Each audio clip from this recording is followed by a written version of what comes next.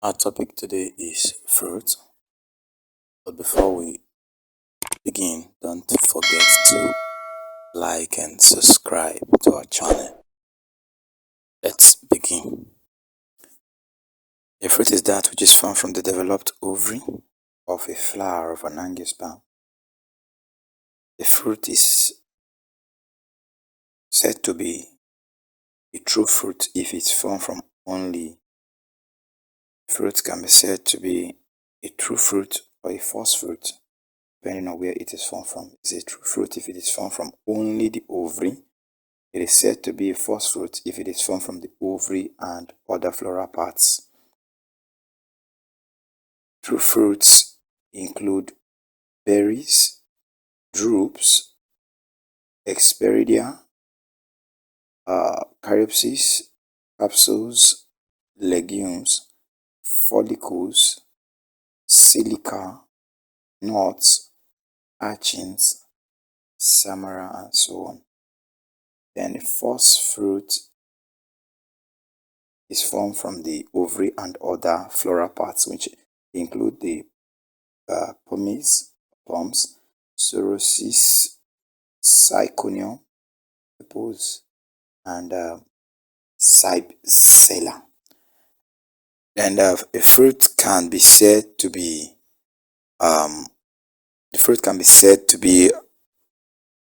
parthenocarpic if it is formed from an unfertilized ovary, and it can be said to be syngamous if it is formed from a fertilized ovary. Now, fruits can be classified according to the nature of the ovary from which it was formed and the types of flowers from which it was formed. For instance, a fruit can be said to be a simple fruit. Can be said to be a simple fruit if it is formed from a monocarpous pistil or a syncarpous pistil. A monocarpous pistil is one that has a single ovary, as you can see in this first flower. Then a fruit can be said to have a syncarpous pistil or syncarpous ovary. The word syn means together, carpus means the ovary. So syncarpous means different ovaries using to become one. To know the number of ovaries that are there, we can simply count the number of stigma that are there. Here in this first flower, you can see a single stigma here. Then here, if you count the number of stigma, you will find here, number of stigma you will find there, you will discover that you get a total of about 1, 2, 3, 4, 5. So 5 different ovaries are fused here. So this ovary is said to be a syncarpous ovary. So the pistil is syncarpous. So a fruit that is formed from the syncarpous or monocarpous pistil is said to be a simple fruit. Now, if the fruit is formed from an aporcapous pistil, an aporcapous pistil is like a syncarpous pistil that is made of different ovaries, but the difference is that in the syncarpous pistil, you will see that the ovaries here, they are more than one and they are separate. Like if you count the ovaries that are here, you'll see the ovaries here are separate, but the ovaries in this first case here, the ovaries are fused together. So the ovaries are found at the base here, while the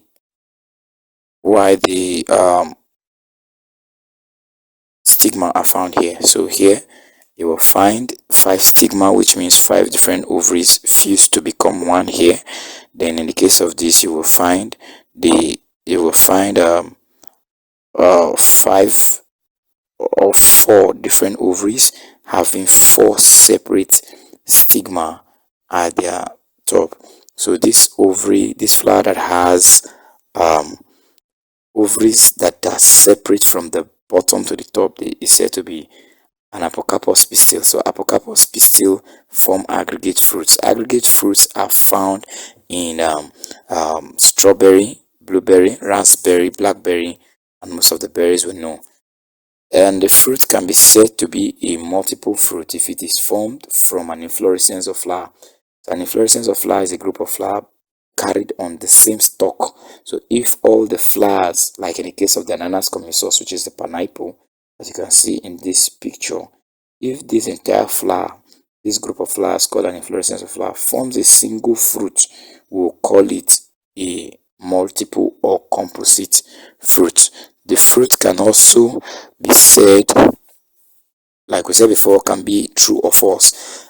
Like if in the case of the pineapple, the fruit is formed from the entire parts of the flower, not just the ovary, but the receptacles and others form parts of the fruit. So pineapples which are sorosis are said to be first fruits because they are formed from inferior ovaries. Inferior ovaries are found in pomace and in sorosis. We also find them in syconiums, like breadfruit. Then the flower can be said to have a superior ovary if the ovary is above the thalamus or receptacle, like in the case of the anacardium occidental, which happens to be cashew. So this fruit, in this type of flowers, the ovary forms a fruit which is the nut of the cashew. So because it is formed from only the ovary, it is said to be a true fruit. A fruit can also be said to be fleshy or dry. A fleshy fruit is one that the riper it becomes, the softer it becomes, while a dry fruit is one that the riper it becomes, the harder and drier it becomes. We can find fleshy fruits among the drupes, the berries, the pomace, the sorosis, the syconium, purples, and so on. But in the capsules, legumes, follicles, we find dry fruits, such as examples of capsules are the abemuscious esco letter. So before we continue, we should know the characters of a fruit. First of all, a fruit has two scars. One scar is at the bottom and that scar is left by the stalk.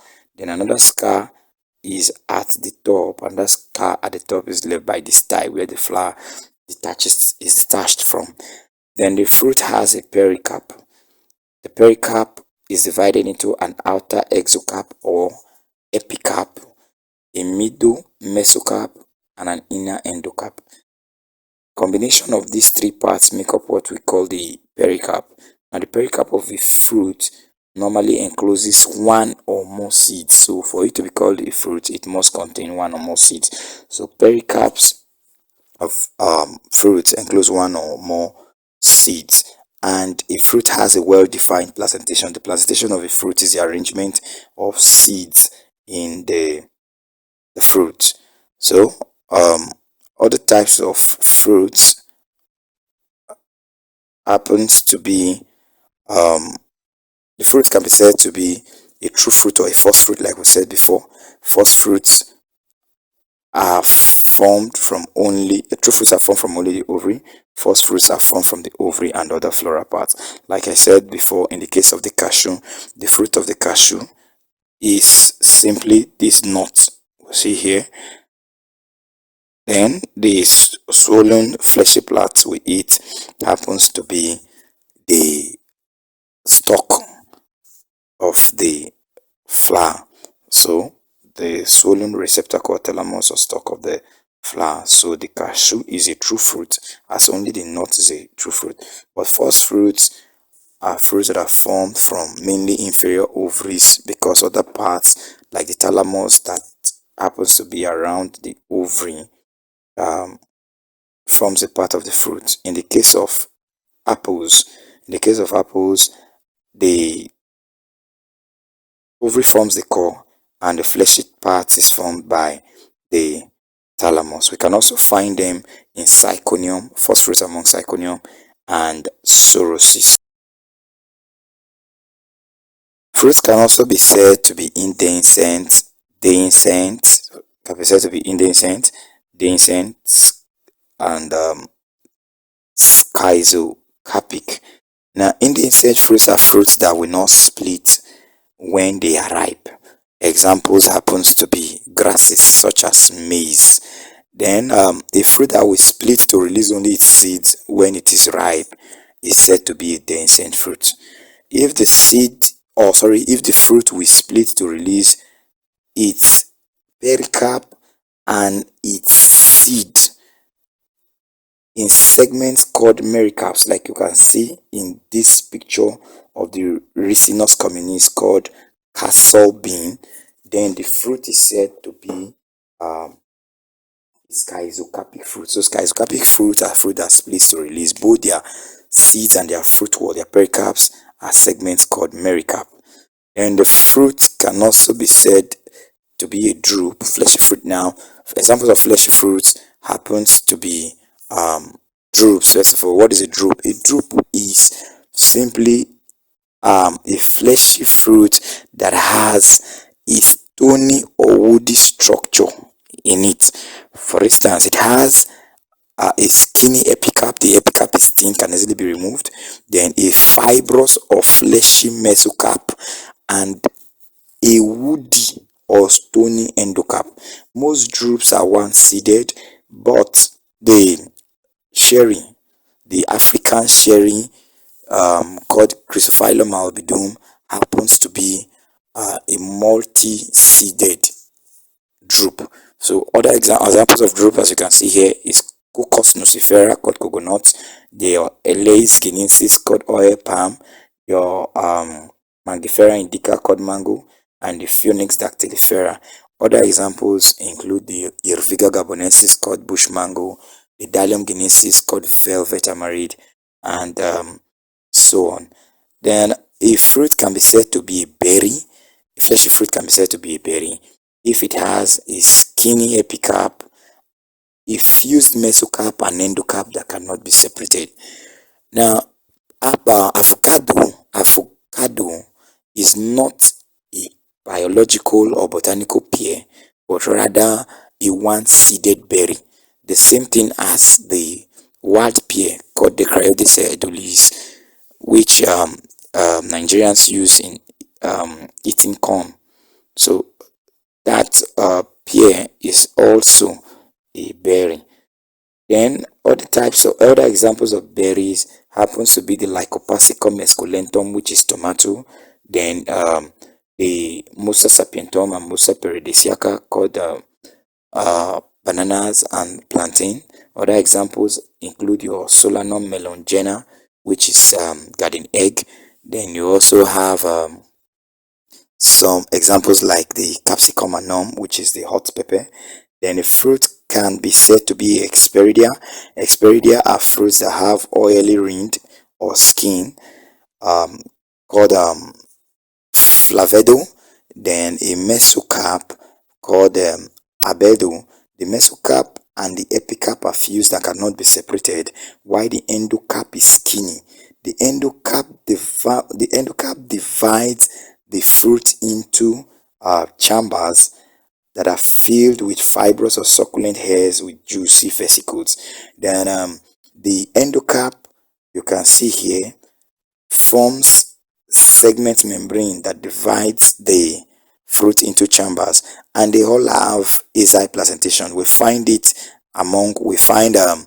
type of fruit among this citrus species, such as the citrus sinensis, which is sweet orange, citrus lemon, which is lemon, citrus retifolia, which is sour lime, citrus paradise, which is grape, citrus maximum, which is pomelo, and citrus reticulata, which is tangerine. Then a fruit can be said to be a purple if it has a hard rind. Even when ripe, it has a hard rind and it has parietal placentation. Examples of such fruits happens to be purples. Now, examples of such fruit happens to be the Cocomeropsis mani, which is melon, the Legionaria caesarearia, which is said to be the calabash or bottle gourd. Then you have the Cucumis sativus, which is cucumber, and Cytulus lanata, which is watermelon. All purples are first fruits as they are formed from inferior ovaries. Fruits can also be said to be fleshy fruits can also be said to be pomace. Pomace are first fruits that are formed from inferior ovaries, in which the ovary forms the core of the fruit, and the fleshy part of the fruit is formed from the fleshy receptacle. Then it has a skinny epicarp around it. You find this structure, this type of fruit, you find it among apples such as the Malus sylvestris, and pears, the biological and botanical pears such as the Pyrus species. Then the fruit can also be said to be a sorosis. A sorosis is a multiple fruit formed from an inflorescence of flowers, in which the inflorescence, the common stalk of the inflorescence, forms the central core of the central axis of the fruit, and each of the flowers form a segment of the fruit. Within this fruit are seeds. Ananas communis, which is a multiple fruit, is an example of a sorosis. Then the morus indica, called mulberry, is another example of this type of fruit. The fruit can be said to be a syconium. A fleshy fruit can be said to be a syconium if it is formed from a cup-like inflorescence or flower called hypathidium. So this inflorescence forms the outer. In the case of sorosis, the inflorescence, the stalk of the inflorescence forms the central axis, but in the case of syconium, the inflorescence, the stalk of the inflorescence, being cup-like, forms the outer wall of the fruit, and the female flowers within the fruit form fruitlets in this fruit. Examples of such fruit is the ficus carica, called fig, and aporcapous atilis, called breadfruit. Then a fruit can also be said, a dry fruit can be said to be dehiscent or indehiscent. We said dehiscent fruits are fruits that will split when ripe. Now we can classify them using the number of parts they split along. Now a dry dehiscent fruit that will split from top to bottom along one single line, one margin, is said to be a follicle. You can find follicles among the cola. So the pulp of the cola, called cola nitida, is a follicle. Then you also find it among the larkspurs. The larkspurs are also follicles. Then if the dehiscent fruit splits along two margins, then we call it a legumes. Legumes are found among Phaseolus vulgaris, the Crotalaria retuca, called devil bean or rattlebox, then flame trees, and so on. Then if it splits along more than two margins to release its seeds, then it's said to be a capsule. Capsules are found among Abemuschus esculentus, called okra, and Gossypium hirsutum, called cottonwood. We can also find it in jute, called Crotalaria retuca. Crotalaria retusa. We can also find it among jute, called Cochurus olitoris, which is called ewedu by the Yorubas in Nigeria. Then if dehiscent fruit that will split from bottom to top rather than top to bottom is said to be a silica. Examples of silica include the lunaria annual, called annual honesty or silver dollar, and the shepherd's purse, called capsula pasturis. A fruit, schizocarpic fruit, I said schizocarpic fruits are fruits that will split along one margin along I said schizocarpic fruits are fruits that will split to release both their seeds and pericarps as segments called mericarps. Now schizocarpic fruits can be lomentums. Lomentums are schizocarpic fruits that will split transversely to release one-seeded mericarps. Transversely to release one-seeded mericarps. Examples are the Egyptian acacia called Acacia nilotica. Then it can be said to be a carcerulus if it splits to release four different segments, with each containing two or more seeds. Our examples is abutilium, which is commonly known as mallow.